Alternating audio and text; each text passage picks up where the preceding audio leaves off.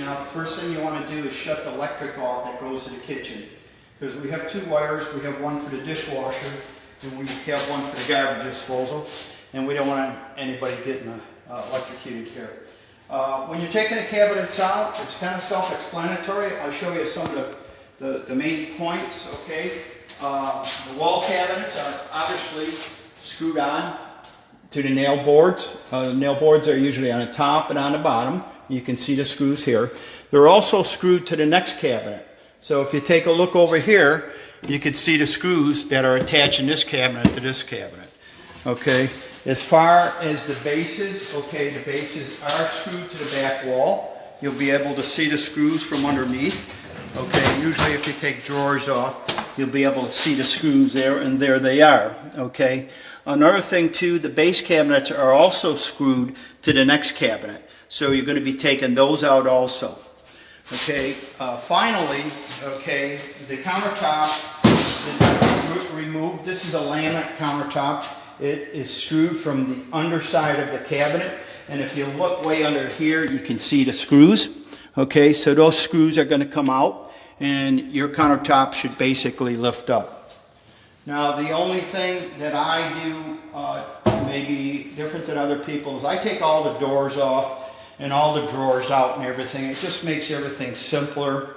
One last thing is usually this is a bar top. The bar tops, they usually put a laminate over after they install it. So the screws are underneath the laminate going to the knee wall. So you're going to have to just peel the laminate back, take the screws off, or the other alternative is a good 4-pound hammer.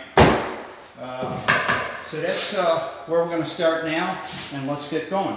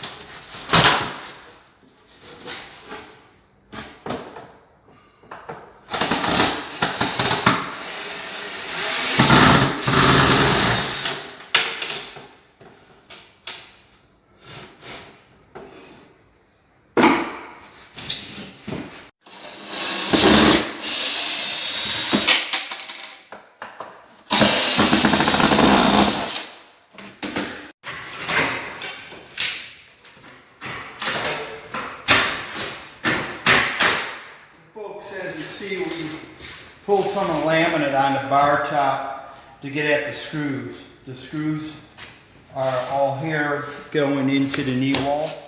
So now we just have to take the screws and we'll lift the whole bar top off.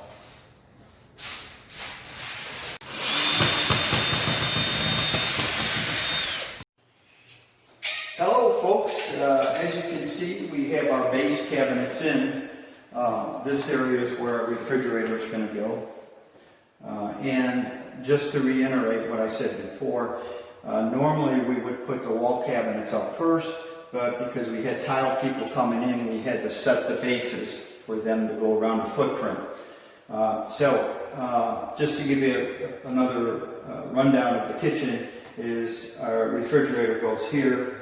We got a 15-inch with a drawer and a door.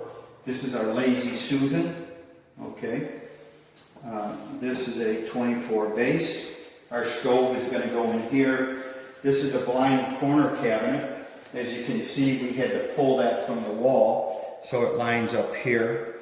This is a 15-inch drawer base. This is our sink base, 36-inch sink base. This opening is going to be for our dishwasher. And then this is another 18-inch base with a door and a drawer. A couple things I want to tell you on cabinets that are inexpensive. You're going to have to use fillers sometimes to make the design work correctly. In this kitchen there's two fillers. One is on the wall cabinet. It's a 3-inch filler. This enables us to come out perfectly where the bar top is. The next place where a filler was is right here. It's about 1 7/8 inches. Okay, and the reason why we pulled that over, so this drawer will open and not be encumbered by the handle of this drawer. So in the layout, it explains all where the fillers are going to go. As you get into the more expensive kitchen cabinets, okay, they have a lot more different dimensions where you can have more of a custom design. And in a lot of cases, you don't even have to use fillers. But fillers are really good things. They help you with the layout of the kitchen. If your numbers don't come up correctly, this way it balances things out. So don't be scared to use fillers. And with that said, we're going to continue now with putting up our wall cabinets. And when I mentioned in the first movie, the most important cabinet to get level is the corner cabinet. Because all our other cabinets to the left and to the right are going to follow suit to what this is. So if this is not level, our other cabinets aren't going to be level either. So let's get started. And the next cabinet we're going to put up here, if we look at our design, I believe it's a 24. Yes, it's a 24 by 36 wall cabinet. Okay. Which will bring us out about here, and then there's going to be an upper cabinet above the refrigerator. So let's get started and we'll put these two cabinets up.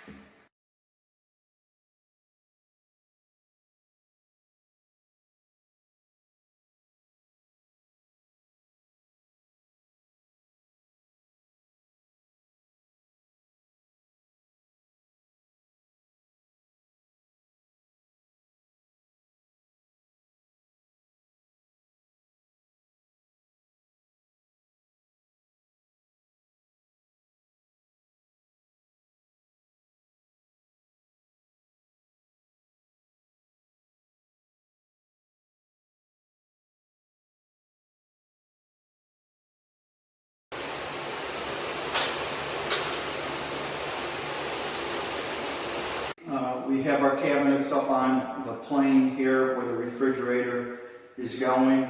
Next we're going to be working over to the stove plane. And a couple things I just want to mention. When we're installing the upper, obviously we take the doors off so it's a lot easier and it's lighter to handle. We also take the shelves out. The shelves are very heavy. So if you can remove all that, it'll make your install very, very easy. We just put the door on now for all intents and purposes. It looks pretty good. And we want to try to make the kitchen a working kitchen, so we hinge according to our convenience. So the stove is going to be here, so instead of the cabinet opening here, we're going to have the cabinet open here. And same with this cabinet, okay, it's going to be hinged here. So everything is readily available to put on your landing area, okay, to work. Basically, we're going to start now here and follow suit. We have our wires here for the micro hood. We're going to drill for that, put that through there. Basically, when you're putting your cabinets together, you make sure everything is still square, level, and the cabinets meet. And that's all for now, and we'll get going on the next wall here.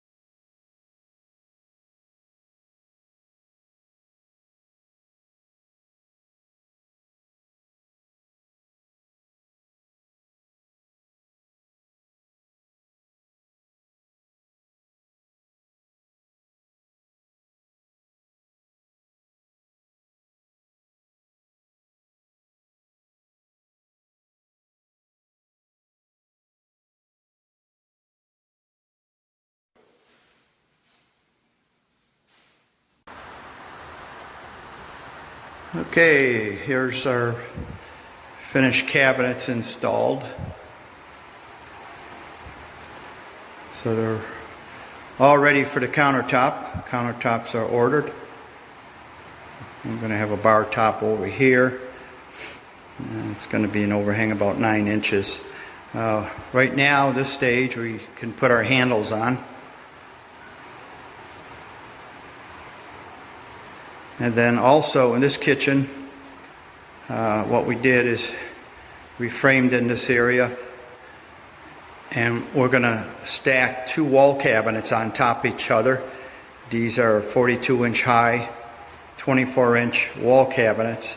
We're going to stack them, and we're going to put it inside this cavity, so it's going to be a pantry where you can store canned goods and so on.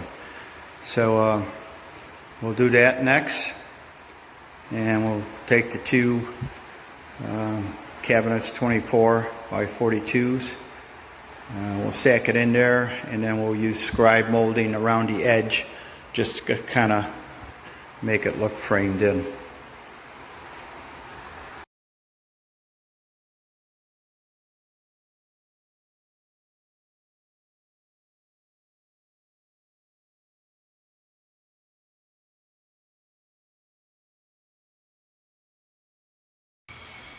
Okay folks, as you can see, we got the cabinets in, got our handles on. We're missing a couple actually, but a couple points I want to make. The different lines of cabinets have different shapes and forms of their cabinetry, so The more expensive cabinets you get, the more intricate design you can make in your kitchen. Obviously, this is a lower end cabinet here from one of the big box stores. But one of the things I want to show you is there's a couple ways we do the corner. This way is with a Lazy Susan, and of course the Lazy Susan in a lot of the lower end models doesn't go all the way back to the wall. So what you do is you pull it forward to the front of the other cabinets, and you have this void back here. It is what it is, but you know, keep in mind that you want to put countertops, so you want support there. So you put a ridge board like I did here, so the counter has extra strength to support itself. As well as over here, if you can look, this is called a blind corner base. That's a Lazy Susan base to make a corner. This is called a blind corner base. And what you do is you pull these from the wall, okay, the opposite wall, and you put it to the face frame of the cabinets that are next to it. A lot of times you have to use fillers. Like in this situation, we used 1 7/8 filler here. So when you open up the drawer, okay, the drawer is going to clear the handle of the adjacent cabinetry. So always keep in mind that sometimes you have to use fillers. Fillers are helpful, they're good. But what that did is that made us move all the cabinetry down 1 7/8 this way. And of course we had to be somewhat critical because we didn't have a lot of extra inches here. So what we did is we just built it up with a 1x6. And then that's going to be painted. Granite countertop's going to go up here. Once again, here's another support board that we put in the opening, the cavity of where the dishwasher is. This is just so the countertop has more strength, okay, and support.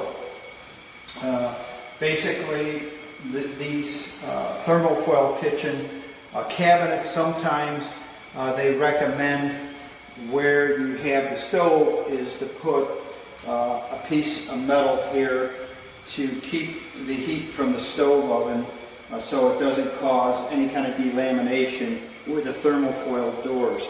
Some of them require that, some of them make a suggestion, and it's just a thin piece of metal that goes here, and it kind of insulates the heat from the oven so it doesn't get transferred to the cabinets. One of the things I want to point out over here, we made a little pantry, and what this is two 24 by 42 inch cabinets. We stacked on top of each other to give us extra pantry and storage area for cans. So we utilize this little space here, and once again, if you use the cabinets in this sense, the double stack them, sometimes it's cheaper going this route than buying actually a pantry cabinet. So keep in mind that you can do this, it works out real nice. We put a little scribe molding here to kind of blend it in, and that's about it. What we're doing next is waiting for our countertops, and once the countertops get in, we're going to tile our backsplash here. We're going to use what they call an alabaster tile, and it's a mirror tile, so it should come out really good. And that's about it for now.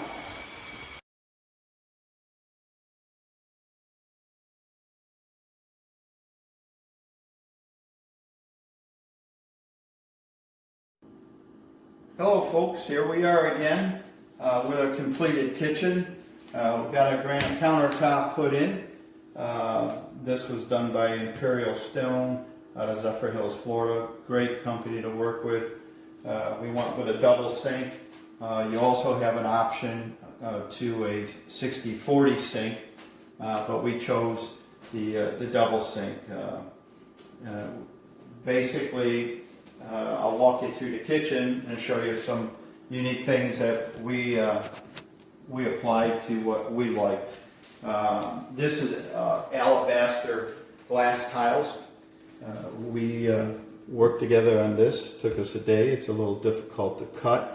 There are videos on YouTube on how to install glass tiles. Seemed like it worked out pretty good. Because it is such a beautiful tile, we chose to put the receptacles right here to plug in rather than on the wall. So it gives it a nice clean look. As you can see, we went with a slide-in oven. Gives it another nice appearance. It doesn't have that control panel on the back. It has a control panel on the front, which is also good for ADA. This particular new model of the Frigidaire has an air fryer incorporated in its oven, so now you don't have to have a separate appliances. As we walk around, okay, you can see that the refrigerator is not sticking out. This is a small kitchen, so we chose what they call a cabinet depth refrigerator. And what they do is the frame actually comes equal with the cabinets. So a normal refrigerator would be sticking out another 4 to 5 inches. So because it is a small kitchen, once again, we want to try to make it as efficient as we could. Basically, the micro hood works out good. This particular micro hood, we chose not to vent it. We run it through a charcoal filter. So we took it where we changed the recycling to charcoal filter rather than exit out the home. And that's about it. We enjoyed doing this little kitchen project, and I hope you can subscribe and give us a like. We'll be seeing you in the future. Take care. One other thing we want to talk about, trying to make the kitchen as efficient as possible, because it is a small kitchen. We need extra space. So what I did is I took two 42 by 24 cabinets. They're 24 inches wide, 42 inches tall, and I stacked them on top of each other. We built a little cove coming out. Okay, we used a little scribe molding to blend it into the drywall, and you have extra storage. Kind of like a little built-in pantry. And of course, the doors match the doors of the whole kitchen, and it ties everything together. Came out pretty good, and it just makes the kitchen, once again, a little more user-friendly. They have more storage area for clean can